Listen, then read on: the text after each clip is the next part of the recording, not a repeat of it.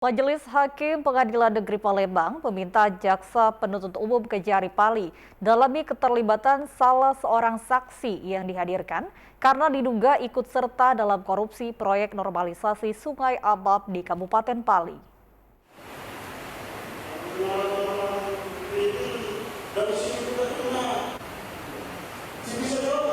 Sidang lanjutan kasus dugaan korupsi proyek normalisasi Sungai Abab di Kabupaten Pali yang diduga telah merugikan negara senilai 3,5 miliar rupiah oleh 3 terdakwa digelar di PN Palembang secara telekonferensi.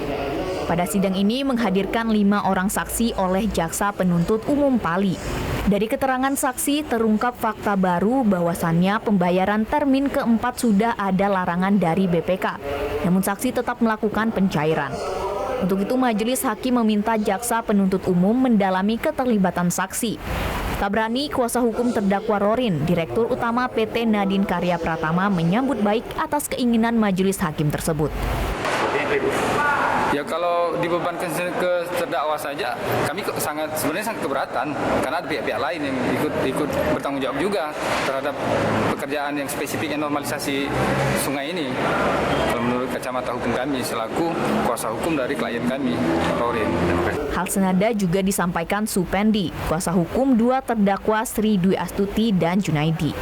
Dan kami juga merasa kejaksaan pilih kasih kalau tidak dipanggil sebagai tersangka Ibu Bapak Saparudin, Ibu Wardani, dan Ibu Eti. Itu kan kepala dinas. Kan besar kecil kan campur tangan dari mereka semua, makanya kasus ini bisa terjadi. Kesalahan itu tidak semerta semuanya ke klien kami. Kan kesalahan ini ada dari pihak kontraktor ya masalah kurang bahan itu kan pihak kontraktor. Sedangkan kami kan bagian teknisi dan terus ada pengawas lapangan. Nah pengawas lapangan kemana dia ngawasi kalau sampai bisa terjadi kan? Kalau pengawas lapangan juga dipanggil. Terdakwa Sri Dwi Astuti merupakan kuasa pengguna anggaran KPA.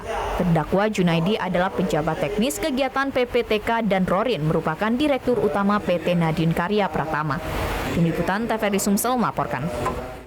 Masih terkait dengan informasi dari tindak pidana korupsi, kali ini kasus korupsi dana BOS yang menyeret mantan PLT Kepala SD Negeri 79 Palembang, Nur Maladewi, disidangkan di Pengadilan Negeri Kelas 1A Palembang.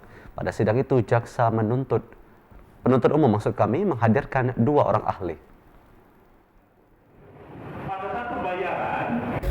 Jaksa Penuntut Umum Kejari Palembang, Hendy Tanjung mengatakan keterangan ahli dinilainya mendukung dakwaan terhadap mantan PLT kepada SD Negeri 79 Nur Maladewi.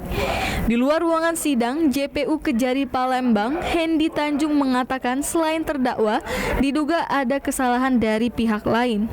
Lanjut tidak bisa dicairkan dan ahli tadi berpendapat bahwa hal tersebut seharusnya tidak bisa dicairkan. Di manajemen BOS tahun 2019 itu dari Dinas Kota Palembang.